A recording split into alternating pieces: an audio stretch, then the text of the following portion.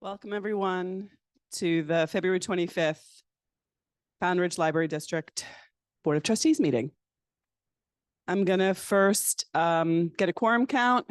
If you can please say here or present or something like that to indicate you're here. Bob Bellhouse, Richard Levin, Jenna Weiss, Lexi Gallo-Cook, Selena Shen, Ann Benefico,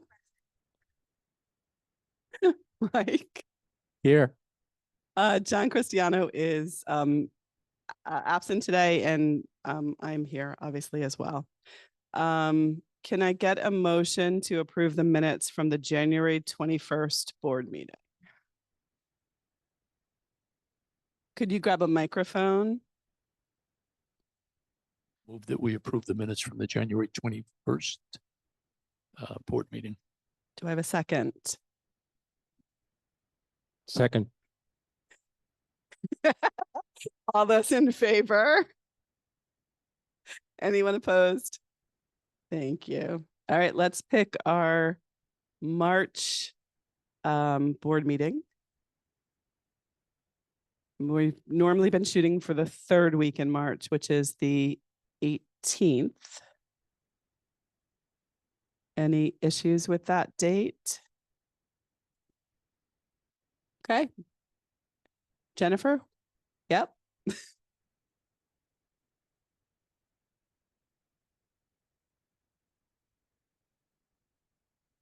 Jennifer's just checking the calendar. We're good? Okay.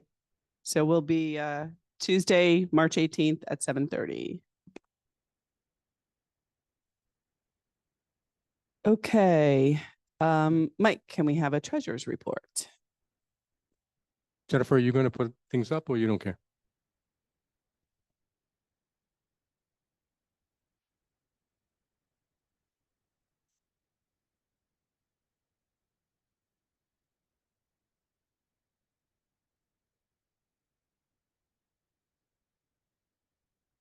As we discussed at the last meeting, there was a kind of a low balance in our savings. So I allowed the CD that was coming due to mature, and that actually was timed pretty well. So we're in good shape there. We received a deposit, I was told, from the Pound Ridge Foundation for the mini light feature, which is good. We also received the initial installment of the Pound Ridge tax levy, although I think that's for Heidi to get and deposit when she gets here. It's not yet in the account. And I moved money in anticipation of tonight's warrants, and I can move some more if we have to. So our balances are good.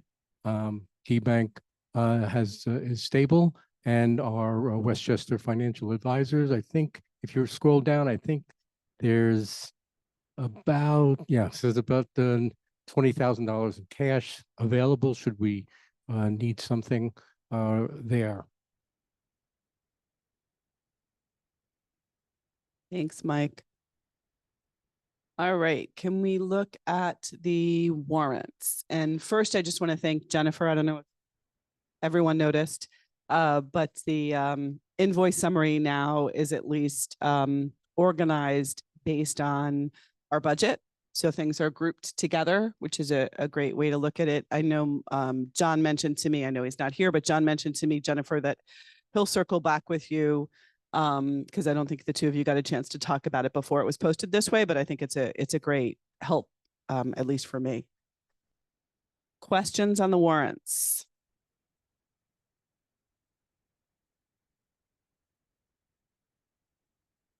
Okay. Can I get a motion to approve the warrants in the amount of $53,525.65?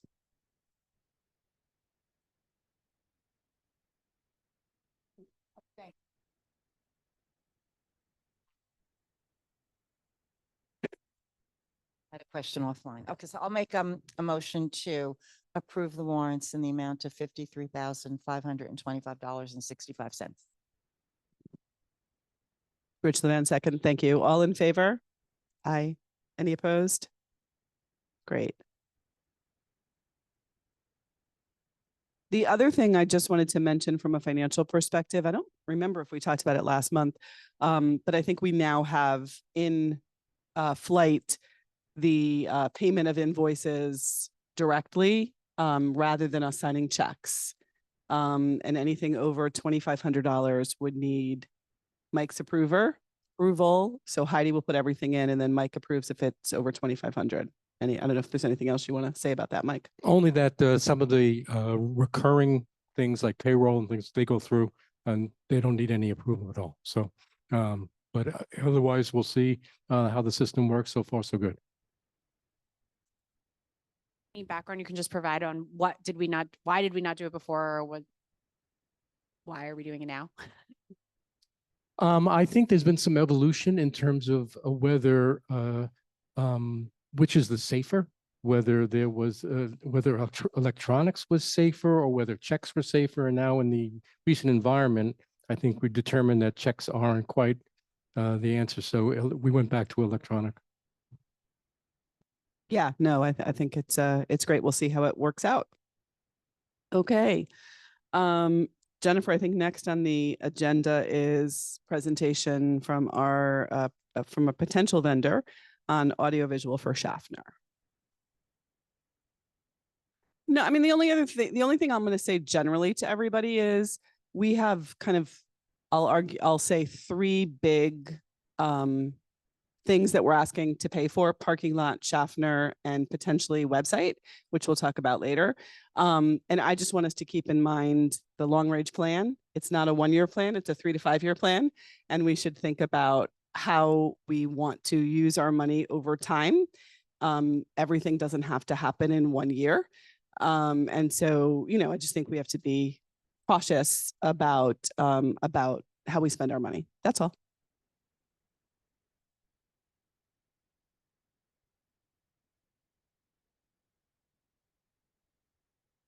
While he's coming, technologically, I just wanted to comment that one of the differences I noticed in the different proposals is how they handle the microphones, whether they're desktop, whether they're wired. And so you might want to, we'll get some answers from him on this.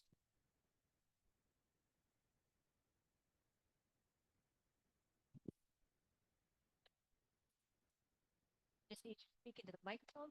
I can hear you at home. And I will be happy to do that.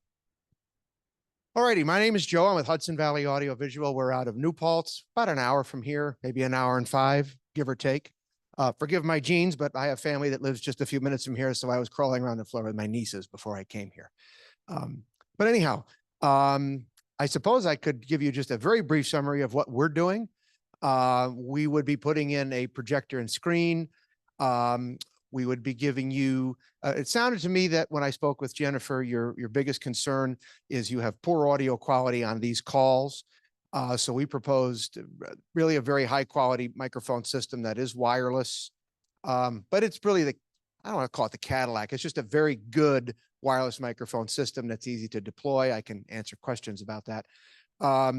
You would have an input connection in the front. You'd have a wireless capability to present from. We would give you a touch panel similar to the one that you have now, located in a similar location, and you'd be able to share content from your meetings.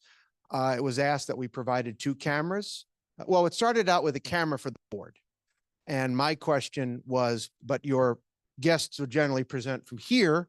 So I would recommend that you did 2 cameras, one that faced the back and one that faced the front.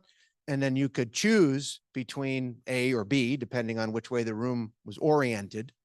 We didn't think it was necessary to give you the ability to switch cameras because you're never going to have somebody sitting there switching them. And it just wouldn't be necessary. So we didn't include that. It would be an A or B situation. If you're going to have a board meeting, you would choose the camera that faces this direction. And if someone were having a scenario from the front of the room, you would choose the other camera. Now, if someone wanted to switch between the 2, they could. We'd give you a controller to do that. And that's included in our proposal. But you'd probably not do that during a show. You'd probably not switch cameras like that. Again, we could, but we just didn't think that was necessary.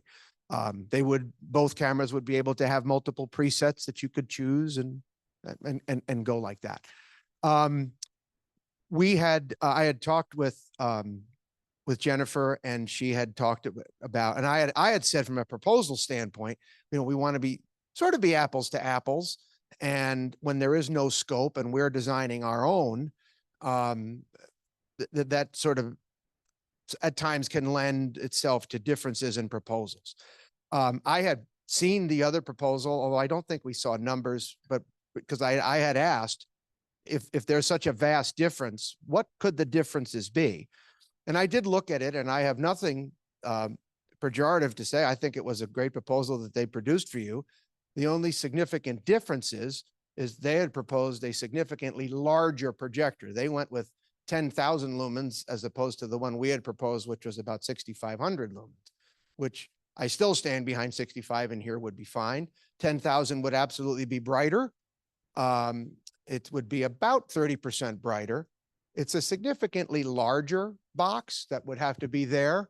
You have the ceiling height where I don't think it would be bad to have a larger box there, but it architecturally might be objectionable to some.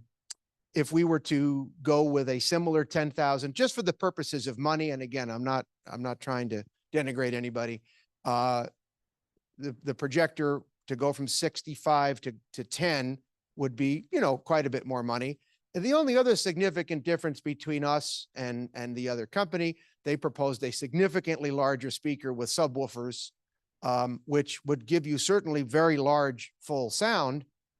When our conversations with Jennifer, it didn't sound like they were looking for that kind of, large thumping music capabilities. So the speakers that we proposed would be smaller. In the aggregate, if we were to say, and those are the only real significant differences between us and our, I guess competitor is the right word. And again, they did nothing that I would call poor in their offering. But if we were to increase the size of our projector and give you similarly sized speakers and subwoofers, our proposal would probably increase by somewhere in the neighborhood of $22,000 or $23,000, give or take. And I'm not, I'm not the money guy. I actually own the company, so they sent me because I neighbor, my brother's here. But that's about what it would cost if we were going to make everything the same size projector with larger speakers. Yes. Sure, go ahead. Some number like $23,000. How would that be allocated between the projector and the speakers? I would say 60 to 70% of the increase would be projector. Projectors, much like TVs, there's always sort of the normal. Once you go beyond normal, the curve goes like this with money. And 5,000, 6,000 seems to be the norm. And once you go to 8 and then 10, they go up precipitously. So that of the 20 some thousand is probably 70% of its projector cost. Is there any way for us to evaluate what a 6,500 lumen projector would do in this room as opposed to the 10K? I'm going to What do we have now? say, Good question. and if I could zoom in and see what the model number is, I'm just going to say from the size of that box, that is probably in the 3,500 range. I think your screen is only about 8 feet wide. And we had proposed going to a 10-foot screen. Projector light does get diluted with size, but 10 feet and 3 times brighter than that would be 65, and probably 5 times brighter would be 10. Now, I will say this, if that's something that interests you or would be important to you, we also have a large event production company that we own that we have in our inventory. I'm pretty sure I have 60s. I know I have 5s, but we also have 10s and even 12s. And if you needed to, I'm sure I could get our fellows to come down here and set both of them up and aim them at the screen and give you a representation.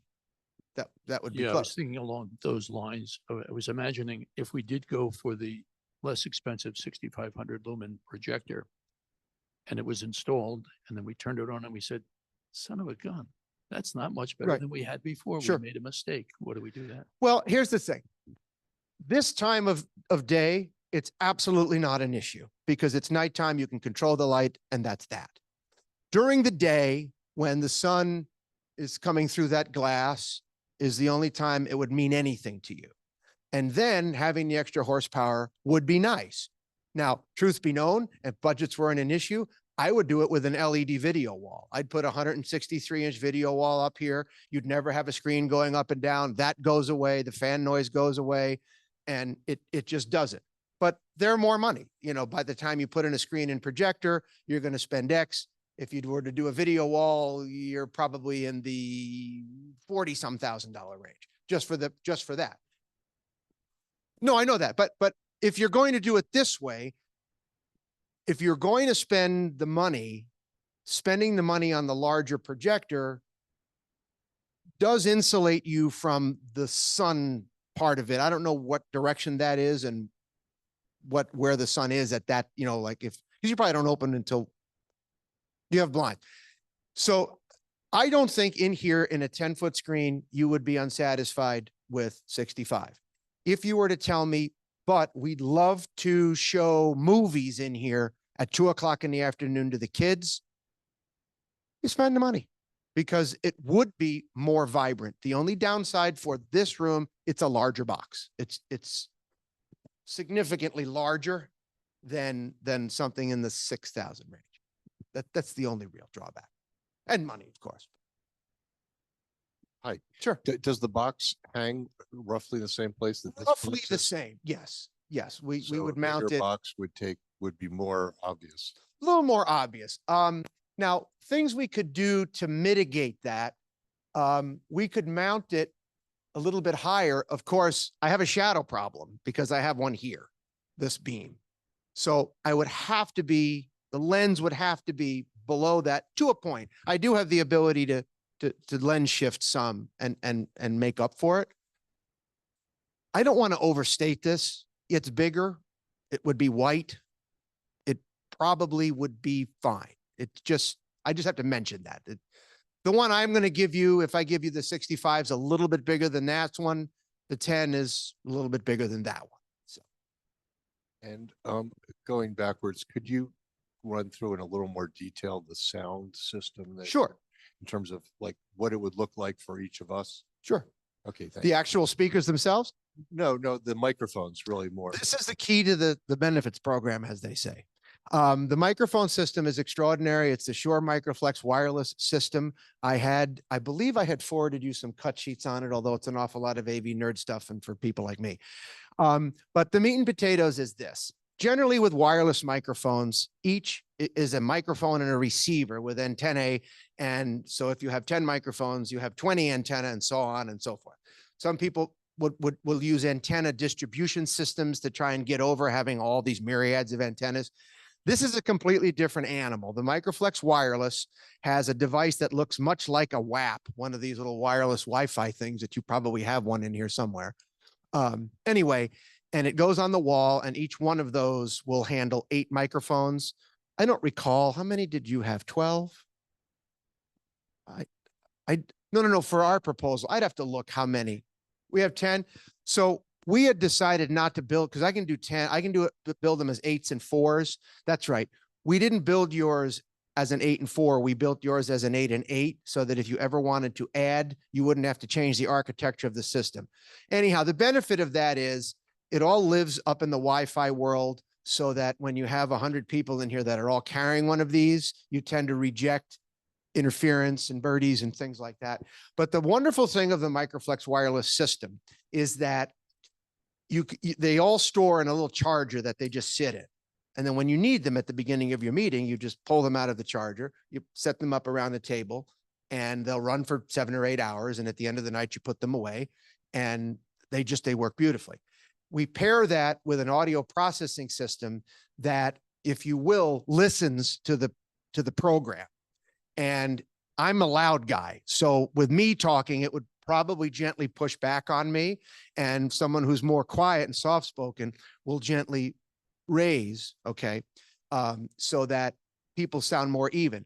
The other key to the processing is, and this is important, we have to live in a world where we call gain before feedback. Everybody knows the horrible sound of feedback, that howling, squealing sound. And gain before feedback, that threshold, let's just call it here, okay? And if I add a second mic, it's here, and a third mic, and a fourth mic, and a fifth mic, because sooner or later, there are so many things listening that it becomes unusable. The way our processing, the way we program it, we make sure that at no time are more than 3 microphones full up, because that allows you and I to argue and you to interrupt. But when the fourth person speaks, the first person is dimmed. So we never, ever have that threshold problem. We put all of that together and you have extremely good audio. And then we also split it on the outbound side where we can send sound one way to your stream going out to your public, one way to your speakers. The two don't affect each other. So if you say could you turn it up because it's too loud, we can turn it up in here. That doesn't affect the stream and vice versa. We want to make sure that the stream is constant, especially for those who are hearing impaired. So the sound, I don't want to bore you with all the, in the weeds, but sound done poorly is a disaster. We all know that. And that's why I've always said for years when I was in the event business, no one cares if the color's off a little bit, but if the cut out, then everybody knows. So another question about the mics. Sure. The way that I read it, we're going to have some, like you put it on the table in front of you, so I don't have Yes. to hold a microphone anymore. Right. And do they have, I was gonna show a picture of it. Oh, do they have mute buttons like Yes. on it? Okay, thank you. in fact, I'm going to if you don't mind, I'm going to give you a picture of what they look like. These are, I think this is Westchester Medical Center. I'm not sure whose those are, but you can pass that around if you like. That's the form factor. It's a little base with a little thin, sort of an elegant little gooseneck that comes up, which is nicer for pictures. But what those do, the way we program them, the nice thing about this system, it can be programmed any way you want. So the way we program them, unless people tell us otherwise, is when you take them out of the charger, they all come out on and muted. And muted, the little collar, there's a little collar is red. And then if you want to speak, you just touch yours and it turns green and so forth. Now, if you never touch it all night long, it'll just stay on and you can do that. And as you all speak, it's not like you have to push to talk. Now, if in your meeting, and you all seem pretty civilized, but I actually have a county legislature that had to go all the way to a motion and a second and pass the motion to officiate the rules. And the rules are all the mics are live at the pledge and all the mics mute at the adjournment, because they are children and love to argue and fight and not run them properly. But I'm sure you won't have that problem. But they can be programmed any way you want. And the button is nice in case you want to mute, and whisper to the person next to you or cough or whatever. It's handy to have the ability for each person. Just one more while we're on the mics. What you propose is 6 of these desktops, then 2 handhelds like you have, and then Correct. 2 lapels. Correct. So I'm not sure, how does that translate to 8 and 8? Well, the total number was 10. Right. And they're built in groups. I'd have to look at my proposal. We might have built them as an 8 and a 4 or an 8 and an 8. And that's what I have to check. Yep. 6 and 6. So I did build it. No, I built it as an 8 and a 4. So I built 12. So you have 2 extra channels. I see. Oh, so Right. I they're have an extra. 8 and a 4. Okay. So that's a good catch on your part. I knew we gave you extra Okay. because they do make a 2, but then when someone says, but we want one more, it's silly. Now it's Okay. easier to add 2 more. Good. They have various flavors. They have the handheld, they have the lapel, they have the goosenecks. Now the goosenecks, we always put them with the 18-inch necks. They come 5, 10, no, 16, 5, 10, and 16. We do the longer ones so that if we put them here, it can come up over someone's laptop. And then the greatest volume control there is proximity. So if somebody likes to lean back in their chair and it has a nice long gooseneck, it still picks them up very well. And don't be concerned that you have more people than microphones, because their pickup pattern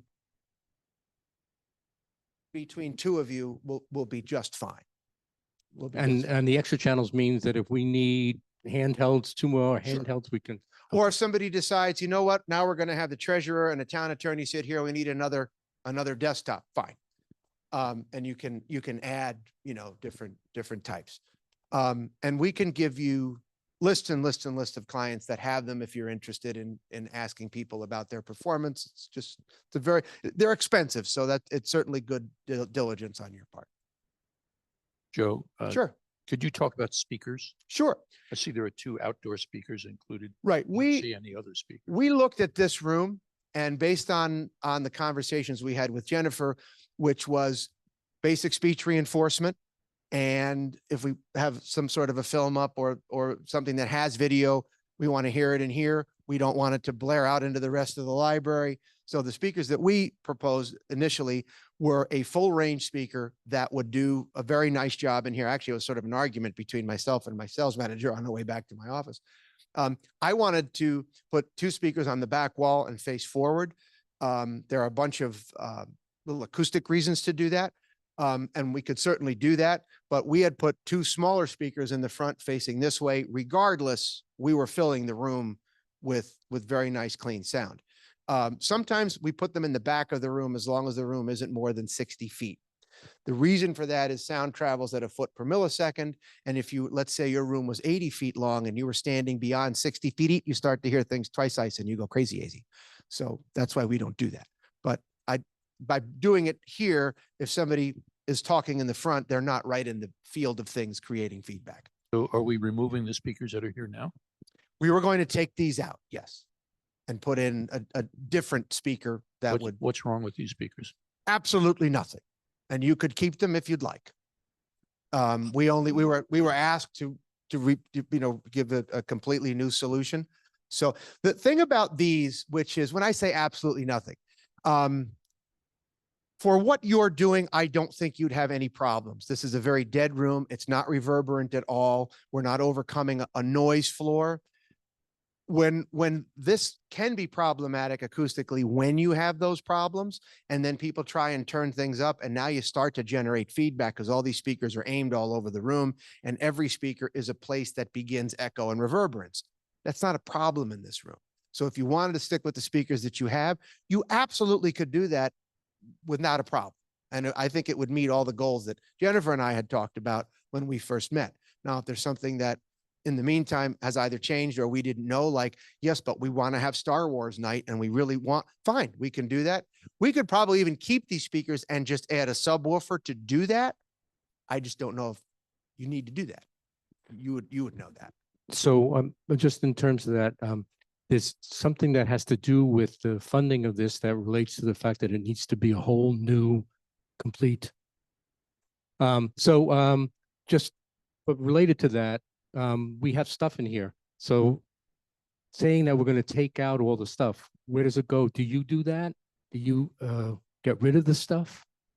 What we would do is come and decommission what's here, and then we would install new. The only thing that we had talked with Jennifer about was, and I believe you had somebody who was a carpenter somewhere. We were going to put a new screen up there, and I had recommended that you have someone build a nice wooden valance similar to that one that would encapsulate the new larger screen. Let's say you didn't want to do that. It would be a somewhat commercial looking screen that would live there, not that nice valance. Or you could spend more money and buy a screen that's made out of a nice fancy wooden thing, but I think that's a lot of money for not a lot of value. So it includes that you'll be taking out all those panels over there and Right, putting in we new would, ones. we would remove, you'd have another touch panel much similar to that one. You'd have a connection panel very similar to that one right there. Someone could connect their HDMI cable. We also, in our proposal, have a computer in the equipment rack. We would give you a wireless keyboard and mouse to come in here and run it with. And then so that's what you would use for Zoom. The reason we always recommend you have a PC of your own is really logistics. Let's say you say, well, we really just want to use the laptop. And the laptop is Jennifer's, and Jennifer's off that day, and it's locked in her desk, and somebody needs to have a Zoom call, and now what do we do? Or, well, we'll just use your laptop tonight, but your laptop doesn't recognize the drive. It's just, when you're really truly looking for let's go have a meeting, having it installed is preferred because we can have it configured to do that. And so really your sources would be the room PC, a jack for someone to connect, and a wireless access port. We would continue to use that cabinet. There's absolutely nothing wrong with it. And we would replace the rack inside with new rack and new guts and gear and stuff. And our guys would come and run wires and do all of that and make it look nice and pretty. But I hope that answers your question. Now, for the purposes of speakers, I'll just revisit this because in the grand scheme of things for this project, that's not the big money. You could have the speakers that we're proposing now. We could go with a nicer, I don't want to say nicer, a little bit better, more fidelity speaker, but I would only use two and I would put them on the back wall. And I think that the acoustics would fill the room beautifully and give everybody, wonderful sound, which without really spending much more money. I think the speakers that were in the other proposal and the accompanying subwoofer were rather large. And I don't know if you need that in here, but again, I'm not passing judgment on that. In the end, it has to sound good and it will. 65-inch high definition TV, where's that going to go? What's that for? I don't even remember. Where are we going to put a 65-inch TV?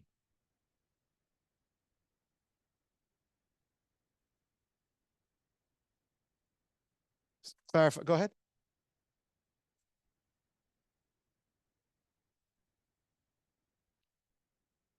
Sure.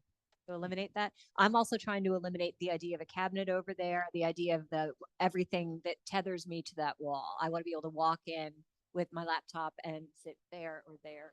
And sure. thing. So, and our system has a wireless presentation gateway that will allow you to do that. Why am I not seeing a 65-inch television?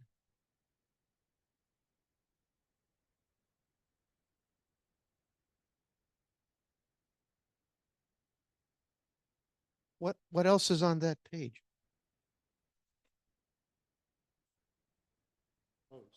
Oh, thank you.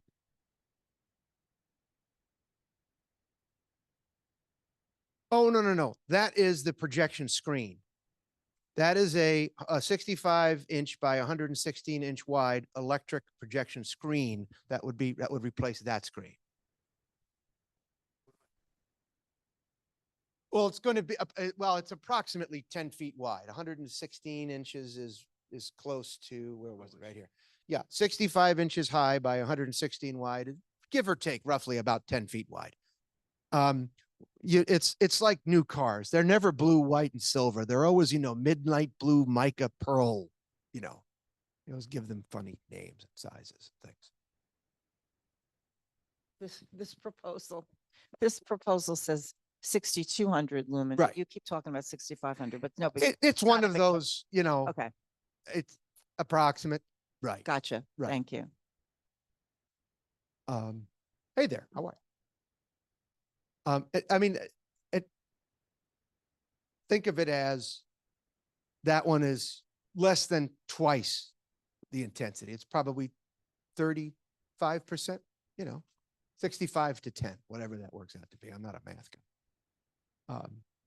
And again, we could do that, and you'll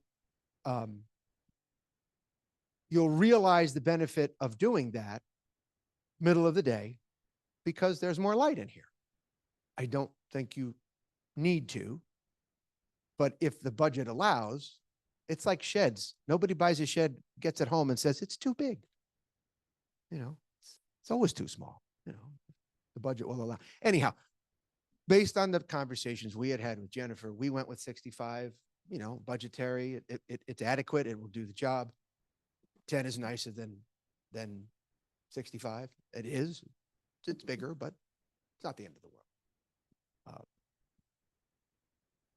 Not surprisingly, the labor cost is one of the larger or perhaps largest line items. Do you have an estimate as to how long the project will? Standing here, cost? no, our office decides all of that, but it's all prevailing wage because it's all public money. So we have to charge Westchester County prevailing wage, which is a very high number because of the Wicks laws. We can't get out of that. But in terms of how long you anticipate the project and what it will actually entail, do you have any details around that? I don't know. I'd have to look at it and see I don't remember what the amount was. But see, I don't write these, so. 4 days to. Yeah, complete this. about 4 days is about right. We'd spend a day decommissioning everything. We'd spend a day putting everything in. Then we'd have to, load code, test everything, tune everything, train everything, and deal with whatever that might have happened that we didn't know about. If we get it done in 3 days, fantastic. And we might. We don't like to guess really long or really short. But that's what it is. Anytime we do a project, we give you 1 year of service agreement that comes with it from us. We just cover everything. And beyond that, you can engage us if you wish for, additional time. We're about an hour from here, give or take. So. Well, yeah, what we often do is, since there's going to be a PC in your rack, we will load a program in there that allows us to remote in as long as your IT people give us the access to do so. So if you call us and say, the muffler bearing is making noise, well, we can remote in and take a look and take a listen, and you might be able to just reset something remotely. And if it turns out that the problem is that the kids were playing volleyball in here and hit the projector and now it's aiming backwards, I can't do that online. But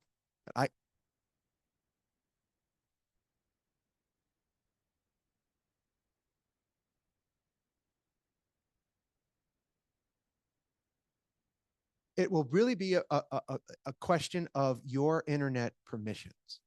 So I'll give you an example of what I mean by that. In hospitals, for example, they have persons that are credentialed in the hospital on their internet. If you're a doctor, an employee, you're given a username and password that you may use, but it's only on their private network. Me being a guest at the hospital, I can't ride on that network. I ride on the guest network. So I just don't know if your system is bifurcated that way or not. Let's just say that it isn't. Anybody who has Wi-Fi access in this building would be able to wirelessly present using the wireless gateway. Or if, let's just say they can't for some reason, they could connect. The nice thing about having a wireless gateway is when somebody comes out with a device with a new goes into, and they don't have that wire, they can use the wireless, which is nice. I'm sorry to get into the weeds on this stuff, but Sure. I just love it. I understand there's an existing rack and it has stuff in it. Is there any stuff that's on the existing rack that still has to be maintained? We have to keep it going after this work is done? No. So everything- Basically, what's in there is just going to be removed and replaced. Everything on the existing rack goes. Does the charging station fit into the new rack? Or does it need Yes, another with the way place? we've done this, the charging rack will fit into the rack, or the charging, so that you could go in there, collect what you need and put it out. I'm and then thinking put it about back. footprint, how much footprint we need. So we don't need an extra footprint for the charging rack. No, That's no. going to be In a fact, shelf I in the- think I have a photograph of what that looks like if you'll. Well, I have a picture of a rack. The dock pulls out if you wanted to. The drawer, it's not a drawer, but we put a shelf pulls. Slide.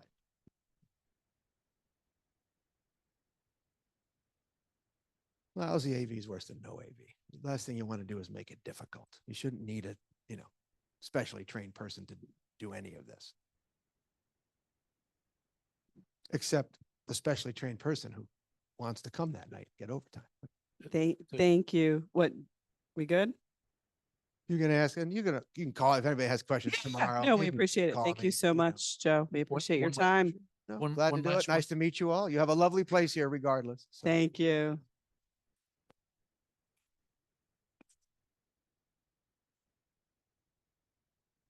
Thank you. Let's just spend 1 minute in appreciation to the foundation, because he described this as a dead, non-reverberating room. And if anybody was in here before the work was done, it was a very live, reverberating monster room. So they really have done a fantastic job in this room.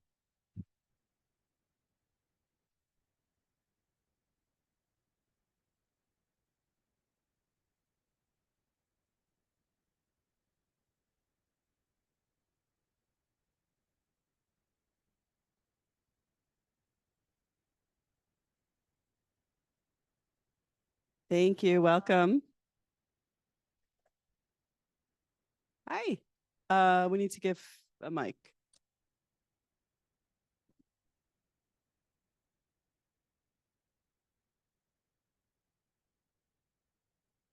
Look, it's Lampy from the Brave Little Toaster. I love this.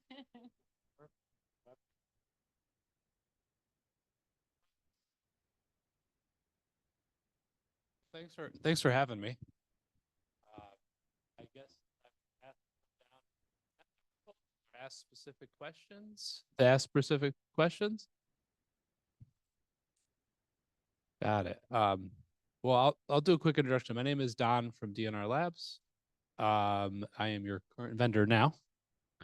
And about 2, maybe 3 months ago, I met down here and did a really thorough audit of the system, as well as I went back and looked at every service call we've ever had, every question, every request that the staff here has ever asked us.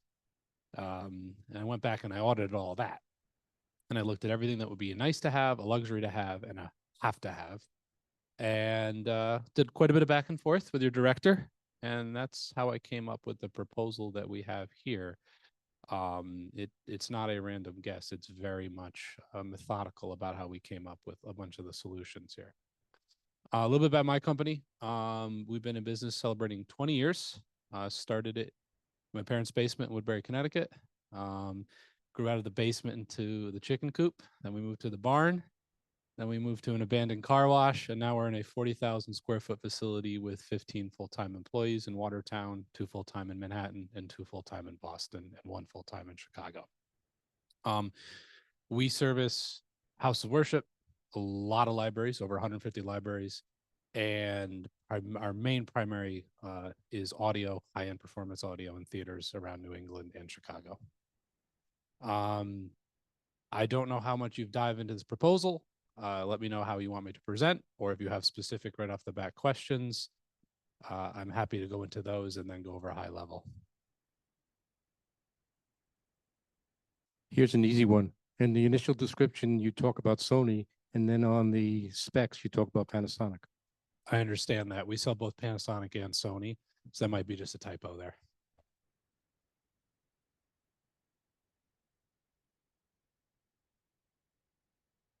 Could you describe a little bit of how your recommendation is for microphones? 2-part.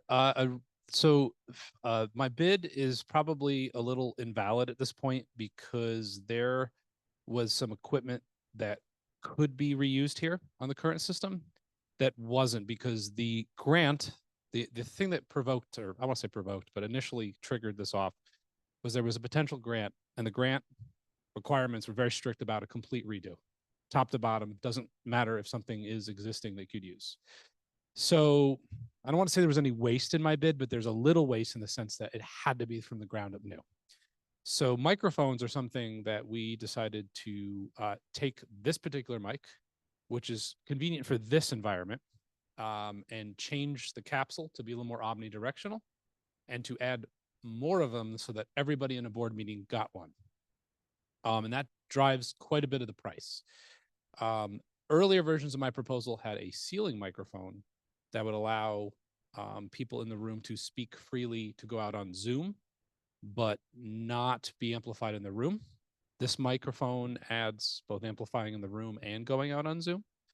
But we were going to change to more of these microphones and change the capsule and screws from it, and there's an omnidirectional option. So my proposal has X quantity of these mics being replenished, rechargeable in a dock with a different capsule, but no ceiling mic.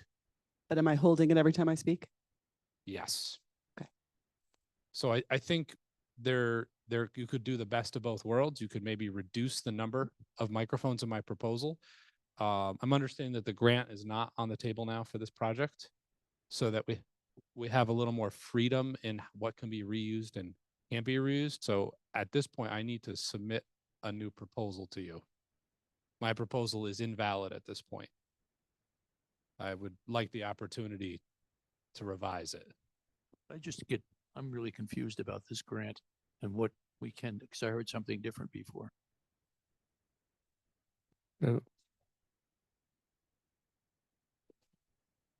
We were going to be applying for a grant from the National Arts Foundation. We would have to do it through the foundation because we are not a 501c3. the National Endowment for the Arts would not accept a pass-through grant, so that's off the table. That original grant required us to start from scratch, absolutely reuse, absolutely nothing. That's now invalid. We don't need to do that. My misinformation, Bob. I was giving old information. Sorry. We can keep some things and thank you.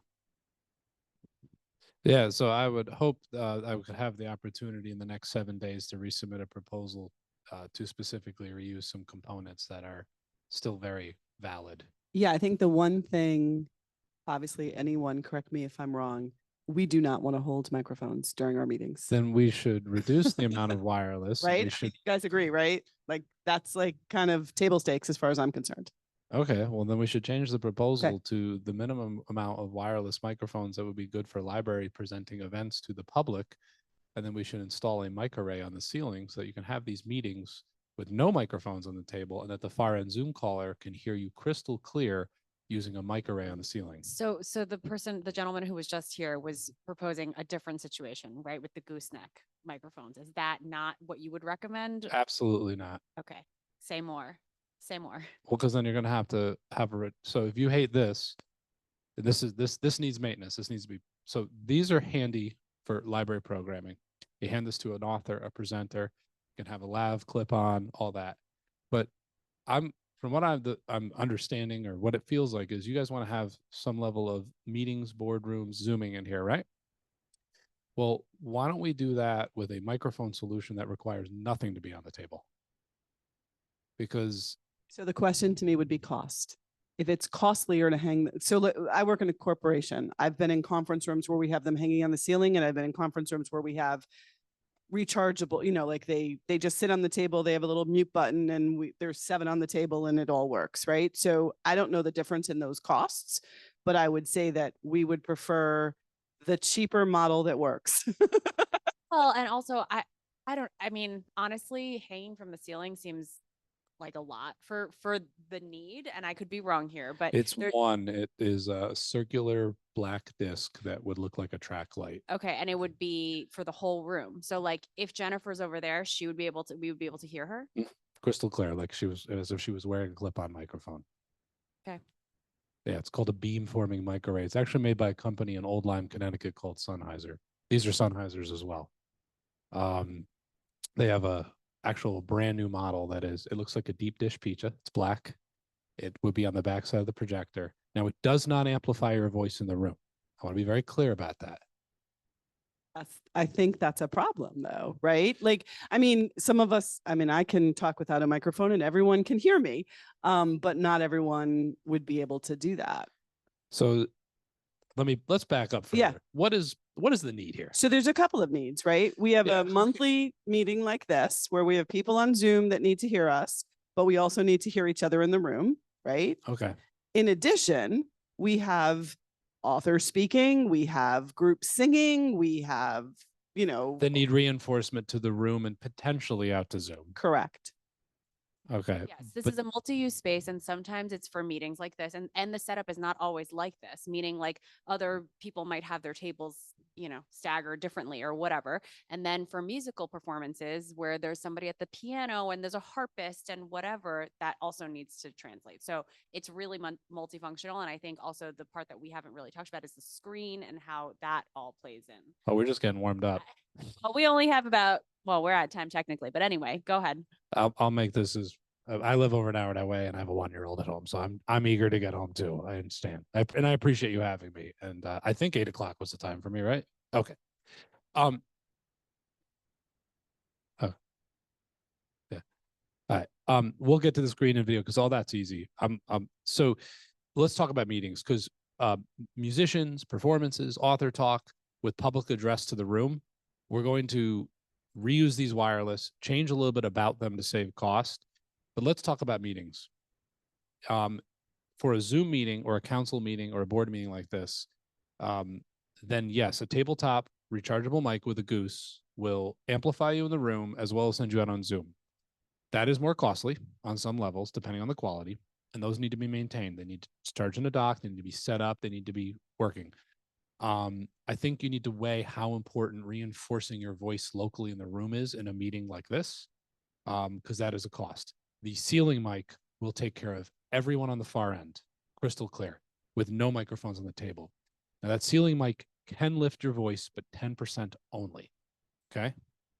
10% only. It will go through the room speakers, but at a 10% lift. They call it voice lift. It's a function of the mic. So that is something that could happen. So you have to weigh the option of, is the tabletop goose mic necessary for a meeting? Because how much normal public do you have in here for these meetings?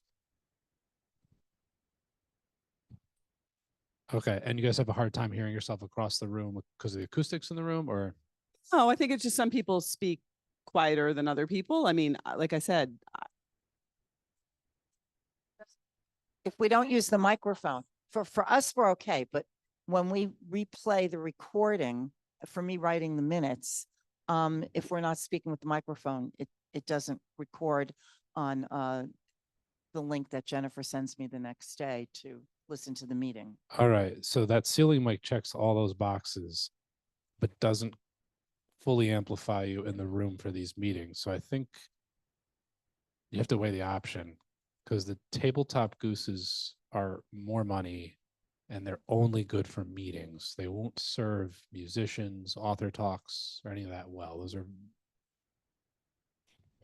That was my question. So one of the benefits of the tabletop is that you have the mute button in front of you and you can select among yourselves who's speaking. When you have the one in the ceiling, how does it work if we are in a situation where there are either ruffling of papers or private conversations or an audience member, the kid starts making noise? Is that suddenly going to be amplified throughout? How does it differentiate the noises in the room? so. Let's talk about the application or the event. So a meeting in here, ruffling of papers, laptop noise, HVAC noise. It has actual AI cancellation that gets that noise out. Private conversation, there's not much I can do about that. The microphone is going to pick up anyone who is talking, but it picks up like it isolates if there's a private sidebar. It's pretty smart to not know that if someone's presenting. A child in the room disrupting the room, that's going to get picked up even with the gooses. But this is microphone that the ceiling beam microphone I'm talking about is really specific to this meeting or meetings of this nature that have minimal audience. So that microphone wouldn't necessarily benefit the daily programming here. It would avoid all of this charade with these handhelds. But we would still have the handhelds with the upgraded blah, blah, blah for the performers. Absolutely. And then you would turn off the ceiling one. Yep. Yeah, to be clear, the ceiling mic would serve this meeting, so we're not holding handhelds to our mouths. And then I could reduce my bid to be the amount of wireless, which will be minimal, because we can reuse these and just modify the capsules. So I would like the opportunity, if you're not opposed, to revise my Can proposal. I ask it, what do we need to be modifying these? What's the purpose of modifying what we have right now? If these are only going to be used for a performer. They've just come out with a much higher quality capsule. So it's just these an are upgrade. It's just an Okay, upgrade. got it. They'll have a little more sensitivity. They'll have a little more clarity. So they'll benefit programming. They won't benefit the meeting. Another easy one, I think. So it's a totally new proposal. So there were some questions I had about what we had to do as subcontractors get in here, but you're going to totally revamp that. I'm turnkey except a wood box around the screen. Okay. I'm turnkey, electrical, low voltage, everything. We're licensed in New York and Connecticut. There's no additional cost. There's no change orders. There's no nothing. What I recall is that if you were going to take apart the panel box there, we had to fix it and get rid of the stuff so that you could put new stuff in there. There's actually nothing going in there. There'll be a touch screen on the wall.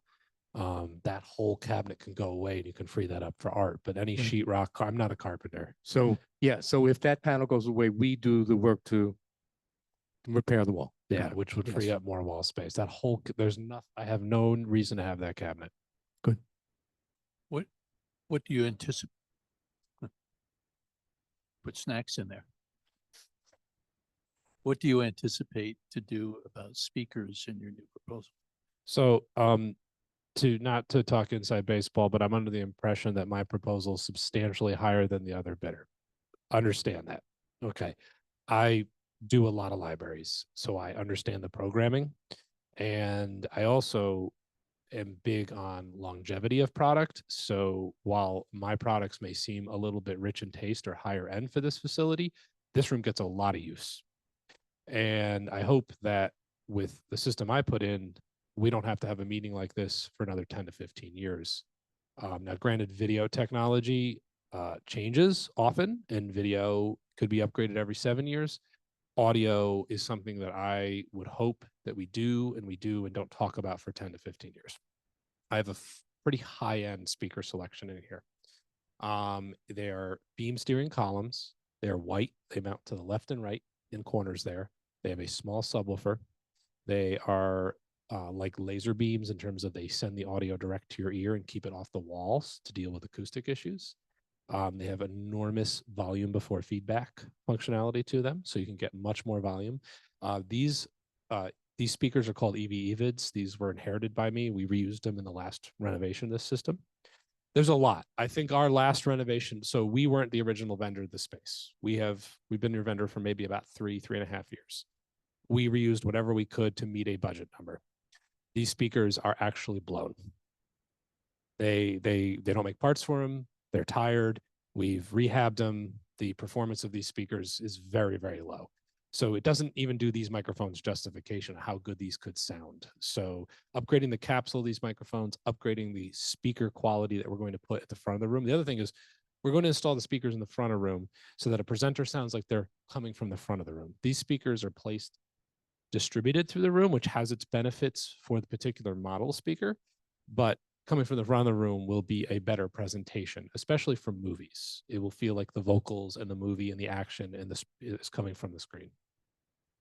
We have 2 column speakers and a low frequency or subwoofer module with them. They're very expensive, but they're designed to last. They're hand built in Germany and they're designed to last for, they as the manufacturer claim 30 years.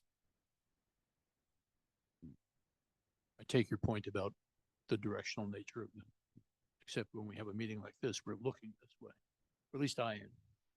The sound is going to be able to make me have to change the seating arrangement somehow. That was something that was brought up in our discussions, and the ability, not to jump ahead to video, but I do have 2 cameras in the proposals that we could rearrange the room for certain meetings. And I believe my proposal doesn't include a portable TV cart, but you could have like a TV or something at the far end so that you could set up at the front of the room, have the audio come from the front of the room, and have a monitor that faces you to see the Zoom participants. So there is some flexibility, but that was left as like to be determined.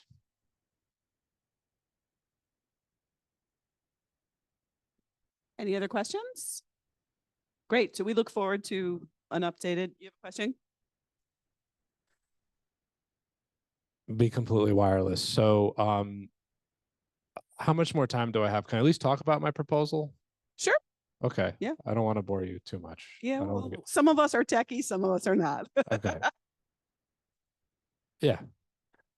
So our system supports both wired HDMI input. It supports a Blu-ray player to play movies or DVDs. It also has a technology called Barco ClickShare, and it's the newest generation, which has a USB-C dongle that can plug into a Chromebook, a Mac, a Windows computer, or it can use AirPlay, Miracast, or Google Cast over the Wi-Fi, so that anyone who brings in a mobile device or a laptop can, for lack of better terms, cast to the display. If that doesn't work for whatever reason, they can always plug in HDMI hardwire as a backup. That ClickShare technology has a really cool feature where it sends the room's microphones, ceiling mic, wired mics, and video cameras back to that person's laptop. So when they open Zoom, the room emulates itself as a webcam. So this laptop would be completely not tethered. It could be anywhere. It could be anyone's laptop, anyone's iPad. If they connect to the ClickShare and they present to the projector, they become a part of the room. So when they go to pick their web camera, they go to pick their microphone, this room shows up as an option. So just this whole room becomes a giant web camera. That way they can send a high, and they could pick. There'll be 2, in my proposal, I believe there's 2 cameras, one in the back, one in the front. And in Zoom, they can pick which camera. Actually, the newest version of Zoom allows you to switch rapidly between the cameras, and these cameras are Zoom certified, so you can move the cameras inside Zoom and do presets.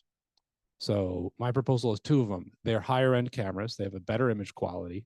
They're designed to also record and archive what's happening in here. Even if you're not using Zoom, so you could record and archive two cameras onto a thumb drive from the main cabinet.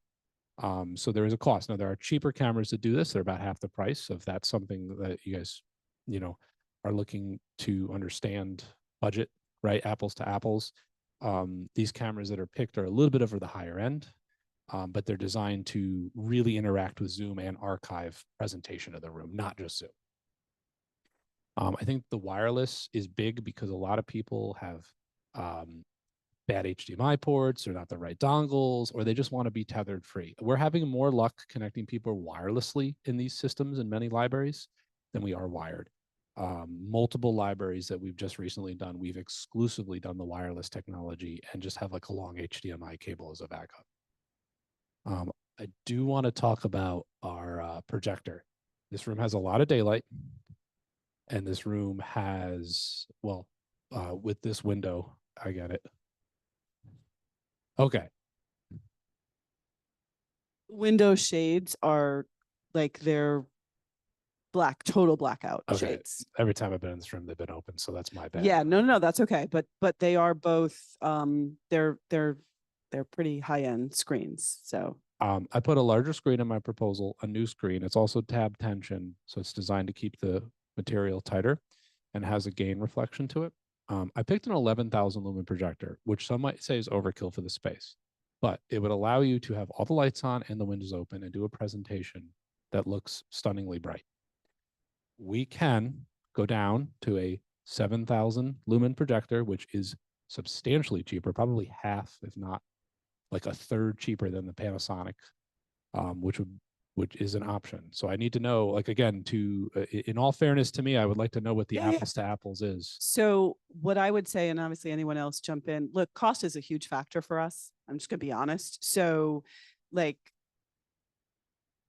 while we want obviously things to work and be nice and all, again, like for me, at least from what I've heard, the projector, like you can be completely dark in this room. So I don't know that you need to have the projector that is that much more expensive.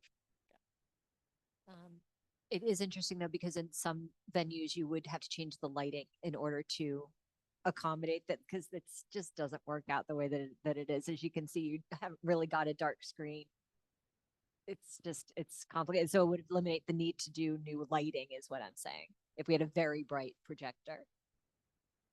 Would you like me to keep the projector that's on my proposal now, or would you like me to put a 7,000 lumen projector in?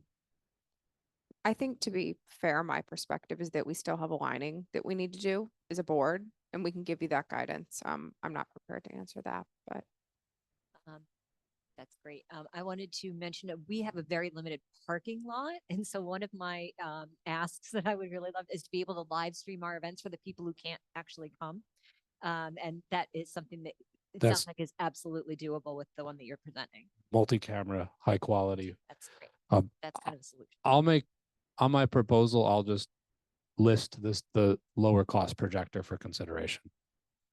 If you were going into a new space, part of a general contractor project, would your work come before or after the lighting contract? Well, if it was a construction, we'd come in and pre-wire and install back boxes and stuff like that. Are you asking, you're Well, thinking about from a changing design- as you designed, what I'm trying to get at, I'm not trying to be cute about it, is when you designed for this room, and Jennifer mentioned the lighting is a problem, and I know this board will be looking at a continual list of projects to make things better around here. We're very good at that. If we were to do the AV system and then do the lighting, is that getting things backwards? Or should we do the lighting and then do the AV system? Because there's been a lot of discussion about the brightness and the lumens in the screen and all. I think if you do a new lighting system where you're able to adjust individual track heads off the screen, I think that helps you save cost on the projector. I don't think physically that, I mean, the projector has to go where the projector has to go. So if that's in the way of lighting, I think they can happen in parallel. I don't think it matters. I think if you go with a dimmer projector and you upgrade the lighting later, that will only benefit the ability to dim that part of the room to make the projector seem greater. I don't think I answered your question, but I don't think that, yeah. Yeah, I think if you buy the brighter projector and spend the more funds, you'll be fine no matter what you do. If you buy the dimmer projector and then you tweak the lighting later, you'll be better off.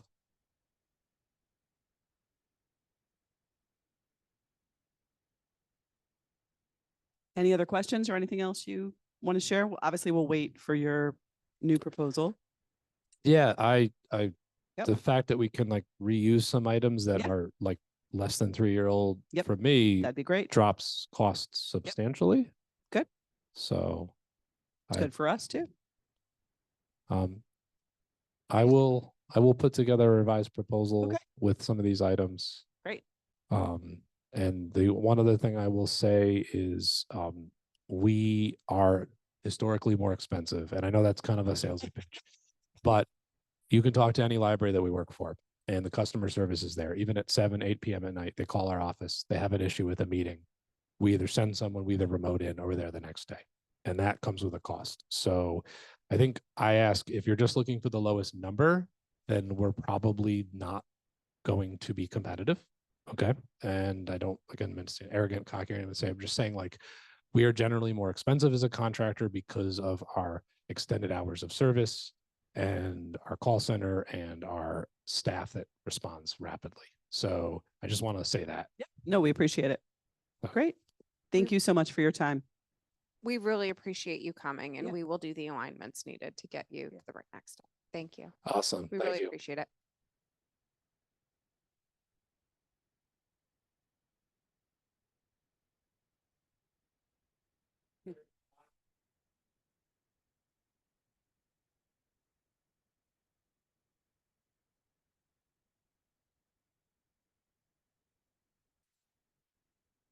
All right. I'm gonna first go to committee updates and then we can decide if we're gonna have a conversation yet or wait. Finance, I know John's not here. Anything else, Mike, you want to share?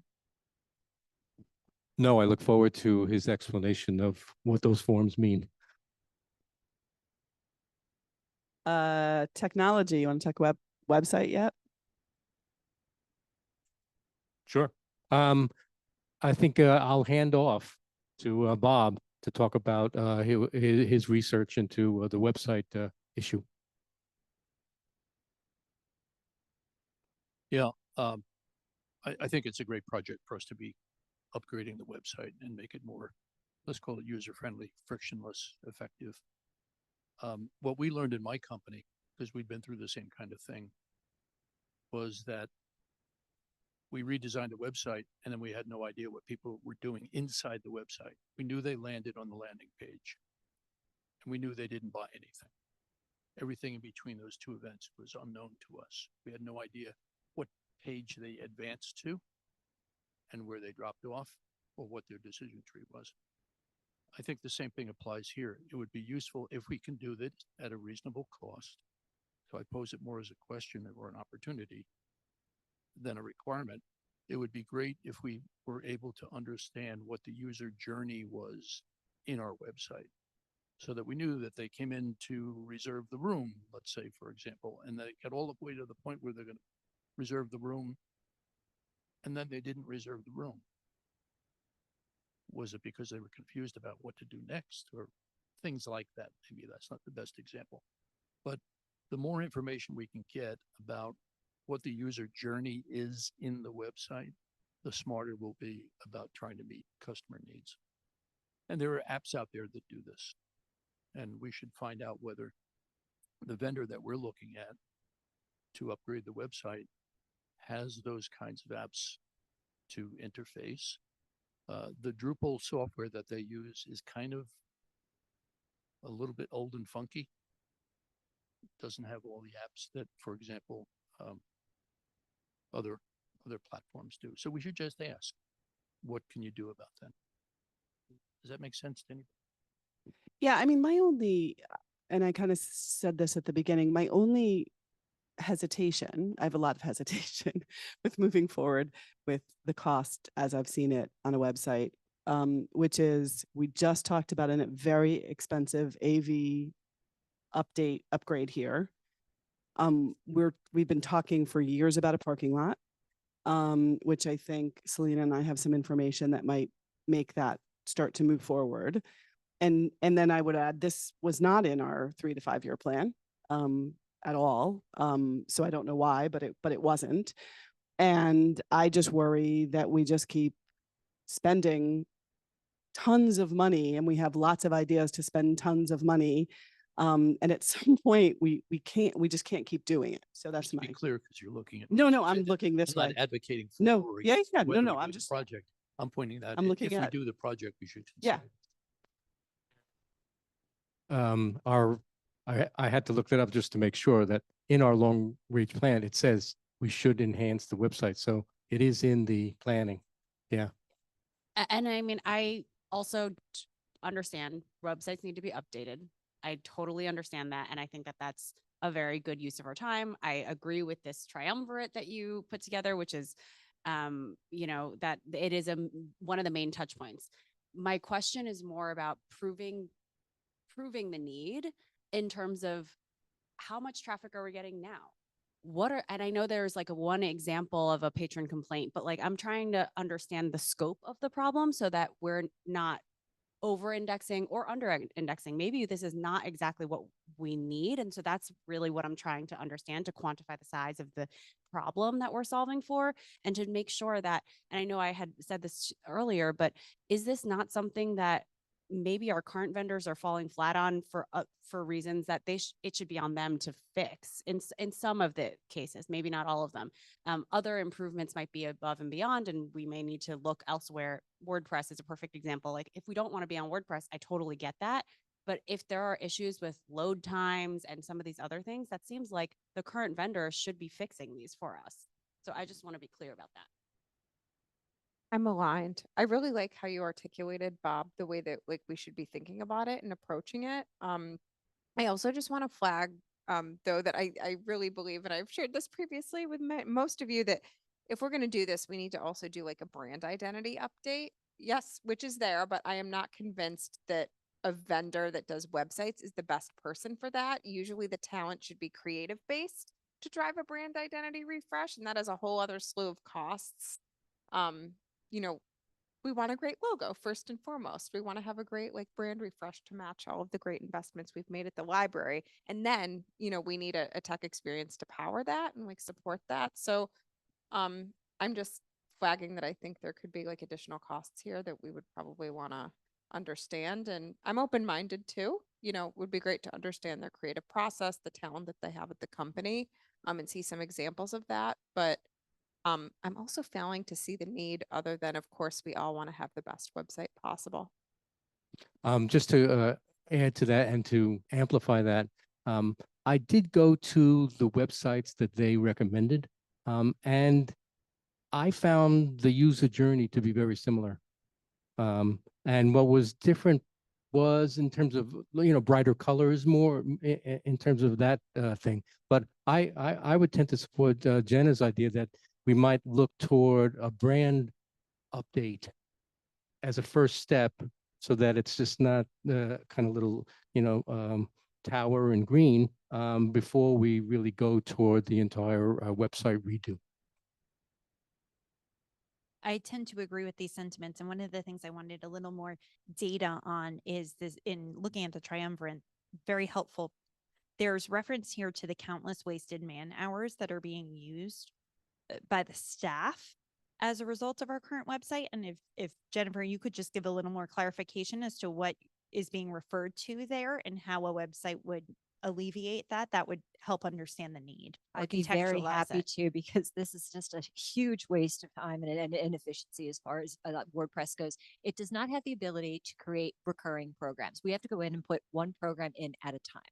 We do so many weekly programs. So at the beginning of every year, I have to put in 52 times for Mahjong, 52 times for Canasta, 52 times for great courses, 52 on and on and on. And every time we add something, individual ones. So I'm talking about the difference between adding one recurring program, 3 minutes for library market versus 3 hours for WordPress. And there is no indication on the horizon that WordPress is ever going to be able to do this.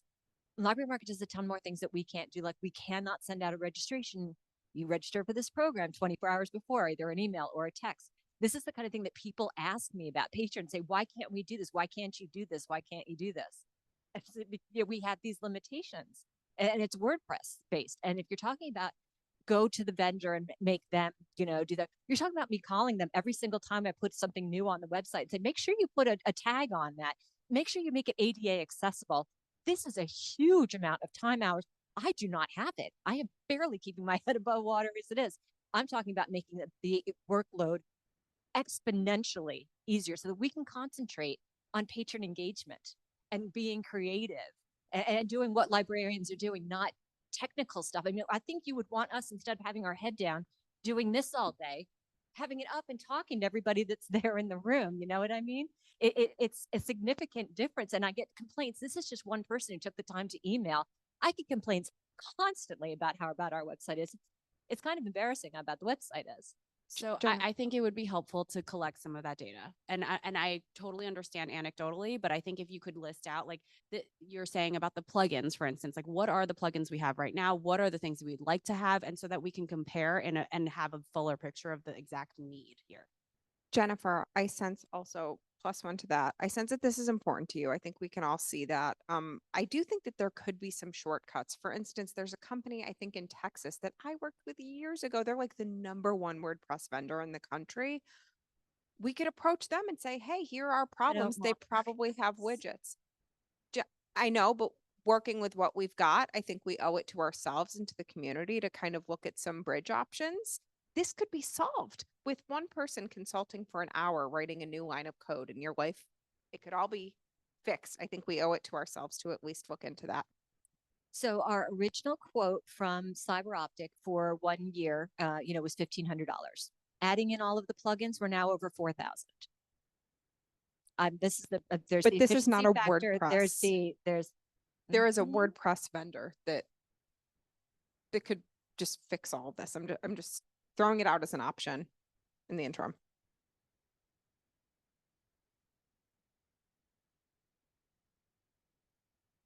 I think we somehow made a left turn here. We were talking about the consumer's experience and trying to satisfy their needs, whether they're looking for information or they want to accomplish something like reserve a room. I put that as a high priority. I agree there's efficiencies and inefficiencies, and we need to look at that too. But I agree with the idea of let's get back to what the root problems are that we're trying to solve, including efficiency, but not limited to that. Personally, I would look at it primarily from the customer's perspective. And then I agree with Jenna that there are lots of tools out there built around WordPress. People have made companies to solve WordPress problems. We use some of them. So I'm focused on the customer. And Bob, I think the other thing, and Jennifer, look, I'm not suggesting that your concerns and patrons' concerns aren't real. The one thing I'm going to ask the board at the end of this meeting to answer is, what's our #1 priority? Is it AV in the Schaffner room? Is it spending time to figure out the website this year, or is it the parking lot? Those are the 3 things right now that I think are costly. And, we've had this conversation before. We can improve everything, but if patrons can't park here, you kind of ask the question, why are we having so many programs, right? So I don't know what comes first, the chicken or the egg. Like, I'm not really sure. But we spent tons of money renovating this place and it's absolutely gorgeous. And there's more to do, but it cannot all be done this year. Like it's just a physical impossibility and a cost impossibility. So we've got to figure out how we prioritize and what we choose to do as a board in the coming year and next year and the year after.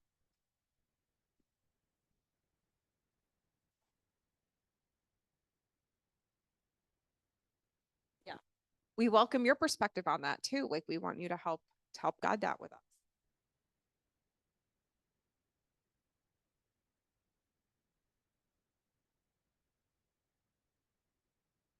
Okay.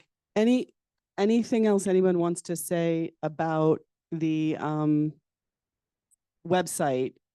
It sounds like one suggestion is to create a small committee to focus on gathering voice of staff, voice of customer, what are the pain points, and then potentially to look into various solutions, because there's lots of solutions. Doesn't mean it's going to happen yet, but at least to start down that path. And Does to that make have a sense little to bit of- everyone? And maybe it's making sure that it's prioritized within the long range plan. Is this a Yep. 1 year thing? Is it a this year thing, et cetera? I don't know if anybody knows off the top of their head how long we've been working with Cyber Optic. Do you know, Jennifer? 1 year. Okay. Okay, who wants to sit on that committee and who wants to chair that committee? To be involved. Okay. Yeah. Anybody else? Bob? Wait, do we also, so I just have to say, I think our website has flaws. Yeah, I think everybody agrees. I noticed it maybe a year or two. I mean, like I've thought all along, it definitely needs some kind of updating, maybe we can do it, more, economically. So if we're going to have a committee, it might be great, we need people from the community too, maybe. Well, I some think the people committee is use going to it. get voice of customer, so they can Right. do that through surveys, they can do that through focus groups, they can do that Okay. in multiple ways, right? To figure out what our patrons are saying, Okay. as well as what our staff is saying. Okay. All right. So I've got Bob and Selena and Jenna. Okay. Thank you. Okay. Governance legal. Go ahead. Sure, we're 2 ticks away, I think, from presenting a new set of bylaws. Got video conferencing and remainder terms to tackle. So I think one more meeting with the 3 of us and we can present revised, updated bylaws.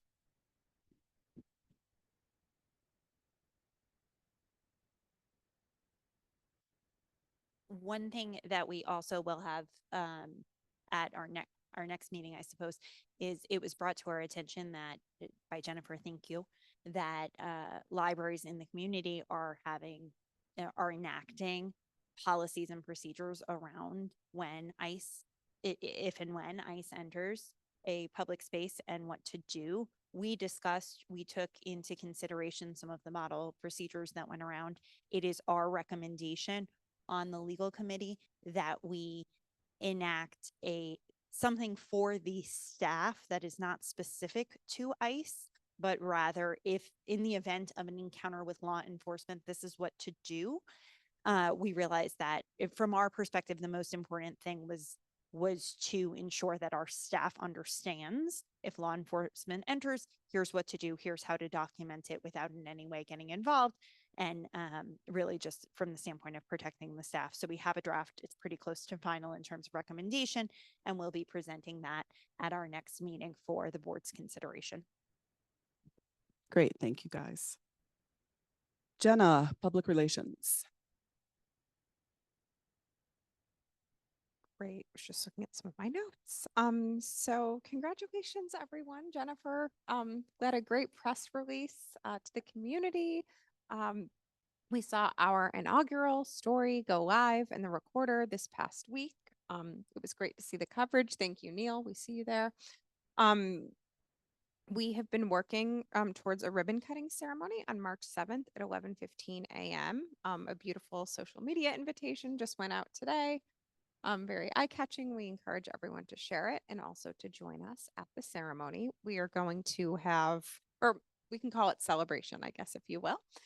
We are going to have Dawn Bowman from Breads and Bakes be one of our special readers. And we're also going to have Evelyn Carmichael, who is our sensory storytime reader, be joining us. So we're looking to get as many kids and community members as possible at the ceremony. And in addition, we secured some coverage from other local outlets like Bedford New Canaan Magazine. They're going to be featuring the events as well. And then we are currently still assessing advertising, though we move forward with an advertisement in the recorder. So we're looking to make this our big pre-spring moment, and we'll continue this activity going, into Q2. So more to come on this. Great, thank you. Don't know if it would be possible, but that sounds like just such a great time to interact with the community about the website as well. Call, maybe we'll get a survey in order. Thank you.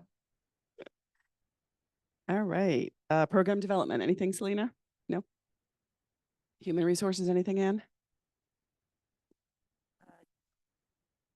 Jennifer and I did interview someone for a part-time clerk, and we're letting you know that we're happy that we do have someone who accepted the role. Her name is Linda Borkowski, and she's going to be starting with us part-time, like 2 days a week, putting in I guess it's 17 and a half hours, and she comes from a very impressive background in early childhood education as well as secondary education, both in the private school sector and public school sector.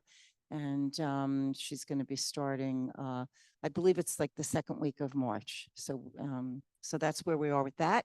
And we are going to be interviewing other candidates to fulfill another part-time resource that we need. If you saw Kevin Hansen's newsletter on Friday, he mentioned it in the newsletter, and we had Jennifer put it in our Dropbox, 6 applications. I think there were 7 though. There was another woman's name that I caught. So I'm going to, talk to Lexi. We'll get together and start maybe calling these people first on the phone to get a sense before we ask them to come in. So I think that's it for HR.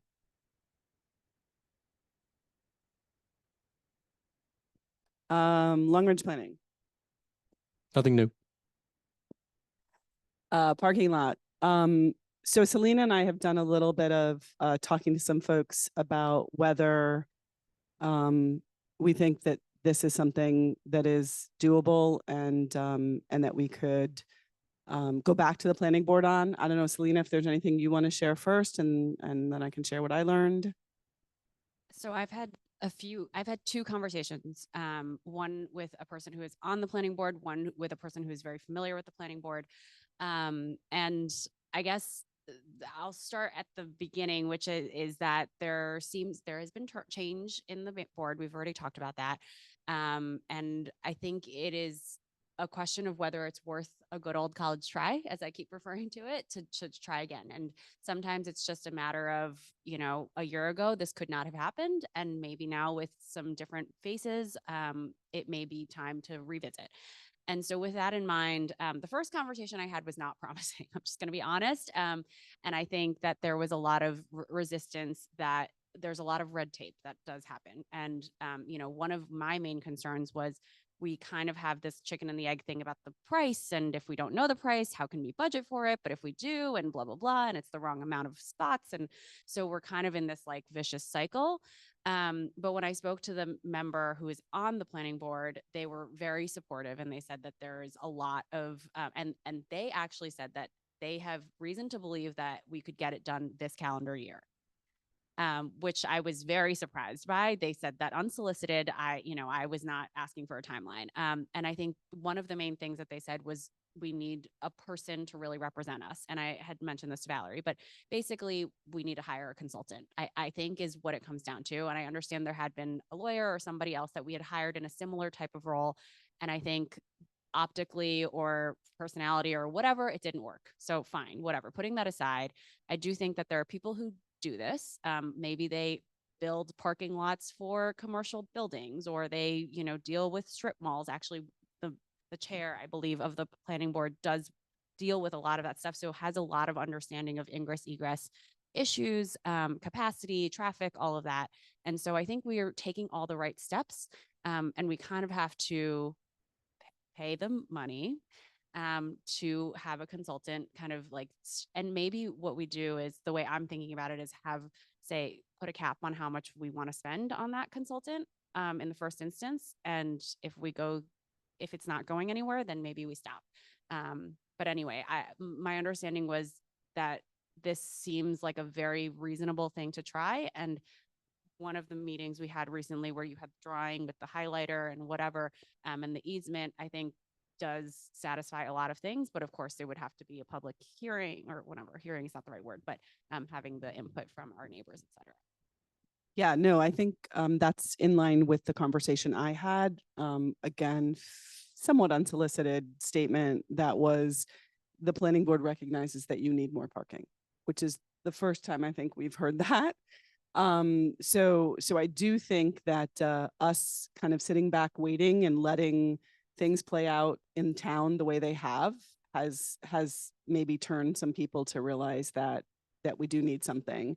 So there's kind of two things we could do. I think we could either start with trying to go find a consultant, because I agree with you, Selena. I don't think that any of us are well-versed enough to lead this thing, which is why the last time we did it, we hired a law firm to represent us. But what we could do before that is go before the planning board, informational session only, with our traffic study, without the consultant, and kind of at least explain to them what we're thinking, and explain to them that we're thinking of hiring someone to help us. They recommended the traffic study engineer the first time. They may recommend some names to us of who consults in this space. And so to me, that would be a potentially positive for us to get that from them. So anyway, so those are kind of the two, or third, we do nothing and we end it and we're not getting a parking lot, right? Those are kind of, I think, our three options. So either go before the planning board informationally, hire someone first, and then do that, and or we're done. So those, I'd love to hear folks' views.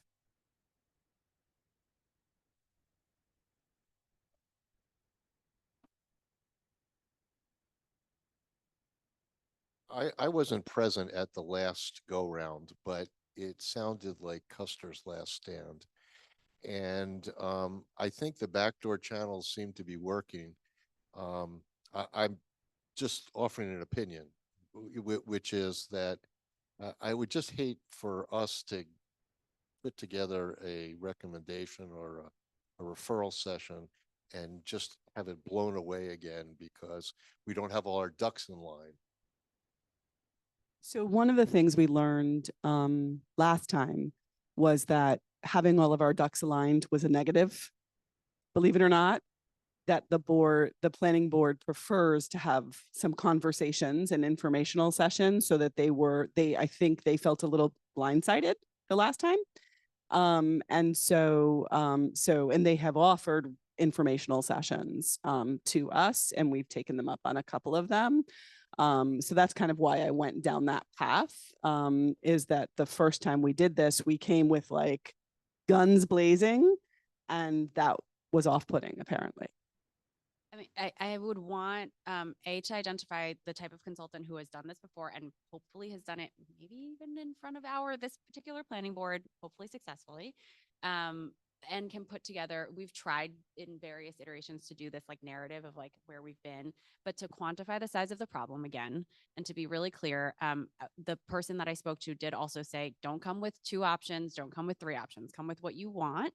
But know that when they suggest things, they mean do that.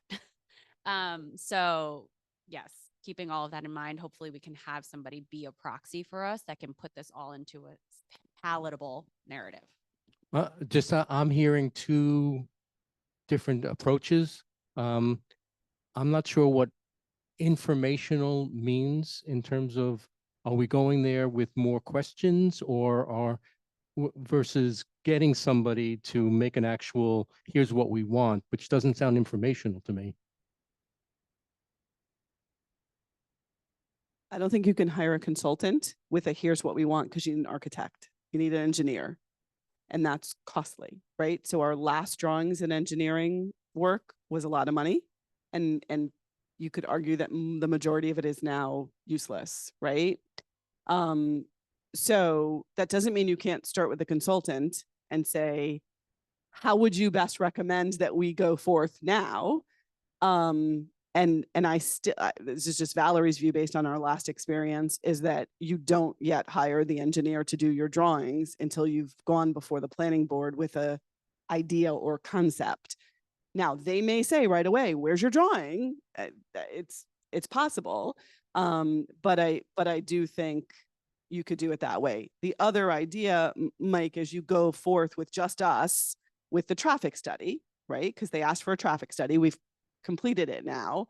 Go forth with the traffic study and also just say, hey, look, we're ready to hire a consultant, hire an engineering firm, but we just wanted to gauge your commitment to our plan before we go too far and spend money.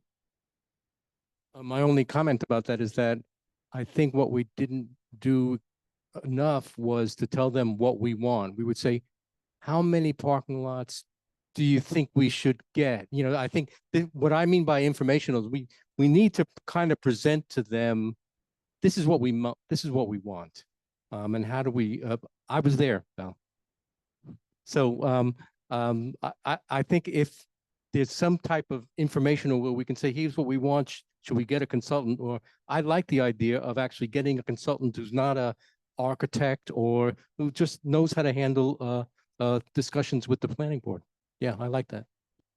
Having not been involved in any of the history here, what I'm hearing is that the planning board wanted more involvement and more say from the get-go. So what I would recommend is maybe a hybrid of what's been suggested, but I don't see any harm in going to them, being prepared with what we want, but start with the ask. We'd like to hire a consultant. Who would you recommend? We want to partner with you as we go through this. And then if they say, well, what do you have in mind? Oh, funny, you should ask. Here it is. But that way we start the relationship off on a very different front, all while trying to get the same objective.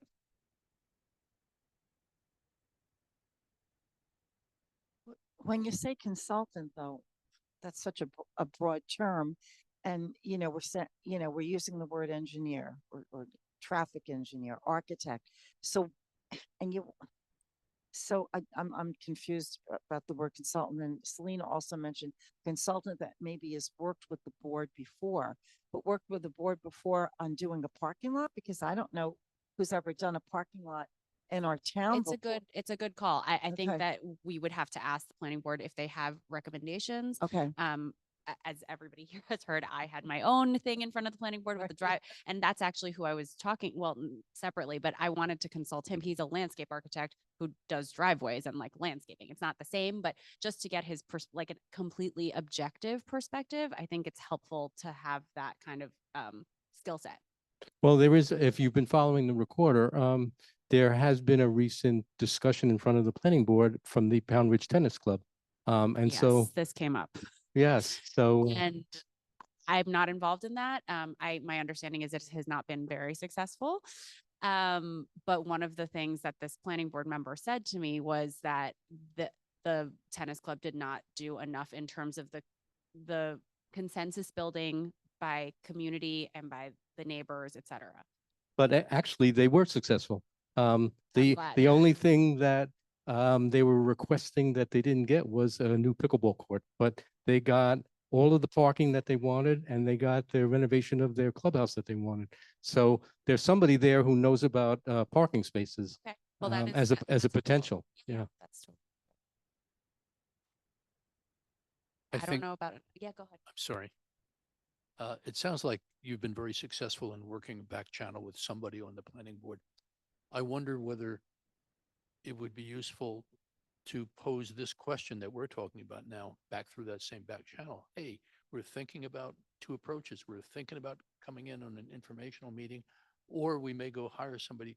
Any thoughts on that? My second thought is that if we were to hire a mini consultant, I'm thinking it would be very hard to get rid of that mini consultant because they're already been there before the board. They've been involved in the process. So I'm not too keen on that as much as I am doing What it. do you mean by a mini Well, consultant? I think I heard Mike say that maybe we could get not the engineer, but some other person who is parking lot knowledgeable. Yeah, but you're saying a person who was involved in earlier rounds of these conversations, or just someone who has experience with the planning board? What I'm saying is I would rather not do that. I would rather find out whether the planning board would Yeah. like to hear an informational briefing Mhm. or whether they would rather us hire our team. I'm Yeah, not and in, I- and I not in think that- favor of having a first team and then a second team, Sure, if I that's see what what we're you're saying. suggesting. Okay. Yeah, and I'm happy to make that ask and check. I think they're gonna, well, actually, I don't know. I'm not gonna say.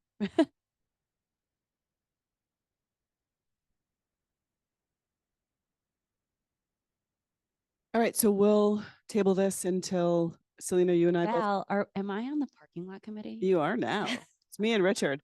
But I think you and I can both go back to our contacts and see if they have any information about how to approach our next ask. Okay. All right, and children's room. Well, children's room is completed and Jenna basically mentioned before in public relations that there's going to be a ribbon cutting ceremony celebrating the new children's room and the sensory room, I believe and that's on a Friday, everyone, March 7th, I believe at 11:15. And that's all. It's a beautiful room and maybe there'll be no, we can take it off the agenda from now. It's done. Okay. And Jenna also included in, I think, in the Dropbox that what was the final number, the final costs for the room. It was, I think, 77,000 and change. Okay. That's it. Okay. That's All right, director's report. Jennifer.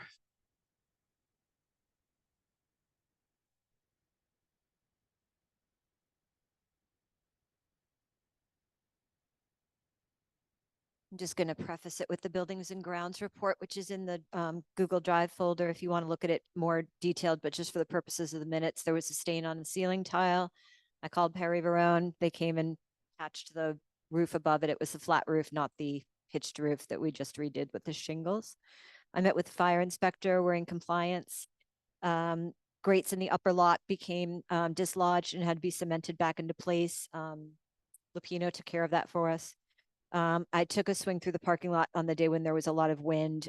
We had some damage. A branch from a tree knocked one of the lights off of the poles. I had the electrician come and look at the light. He's ordered a new one. He's going to install a new one. The cost is $1,500. I called the insurance agent who said our deductible is $2,500. So it's not worth pursuing that. The parking lot was ice free, but the dirt road leading to the neighbor's house was a sheet of ice. We had needed the overflow parking, of course. So I contacted a snowplow person to come and salt. It didn't make all that much difference because it was just so cold. While he was here, he also happens to be our tree guy, and he recommended that branch that came off of that tree that knocked off the pole, that we should consider taking that down. The cost is $1,200. You can let me know what you decide about that.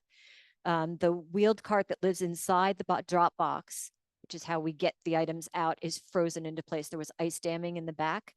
So the wheels are frozen solid to the ground. We can't get in there. It's been a week now. We covered it with dark colored plastic to hope that the sun would warm it up and melt the ice inside. So far, we've been unsuccessful. We checked it every day and no luck so far. So I'll keep you up to date on that. It's going to bring up the director's report real quick and very briefly. Just one trick. Thank you. The images that you presented to us were very, very helpful. Good, glad to hear that. Hey, So Jennifer, before you go to the next thing, I'd just like to ask a question about the driveway, the road leading back to our neighbors' houses. Who is responsible for clearing that, especially now that we're using it for overflow parking? okay, so I actually asked Evelyn Carmichael about that, what the situation is with the plowing of the dirt road. She says that the town does not do it. She hires a private snowplow company. It's actually Hannah Van Tilburg's father. And occasionally neighbor Mike Pierce plows it with his own plow, but she says he really tears up the road, which results in potholes in the spring. Okay. Did that answer the question? Was that the question? No, well, I know you posted pictures from, I believe it was February 17th. I was here on February 7th, the day that we interviewed Linda. And that was, it was a Friday, actually, whatever that day was. And it was a day after we had maybe 2 inches of snow. And I know sometimes the rule is, they don't come unless it's a little bit more than that. That road was, I videoed it. I have a 2-minute video if anyone wants to see it. It was dangerous. There were people getting out of the cars, putting the carriages down, struggling with carriages along that road to to get down here to the library. So I don't, like, so what I'm asking is, in the past, we don't do it. The person that comes and does our parking lot does not do it. The other problem that day also was that the road was closed, or everybody had to make a U-turn up at the top because of this thing that you just discussed. The grate had come up. So everybody who was going up to park there, you couldn't make a swing around the library. That's what I'm trying to explain. So there were two issues that day. I just thought it was just a dangerous situation. Of course, it was Friday. It was Music with Kurt, so it was a really, really popular day. And I felt badly for anyone who was walking on that road with children and pushing a carriage that day. That's just the point I want to make. And I think we just need to just be aware and take better care of that road, or come up with a decision on who clears it. It's our property, right?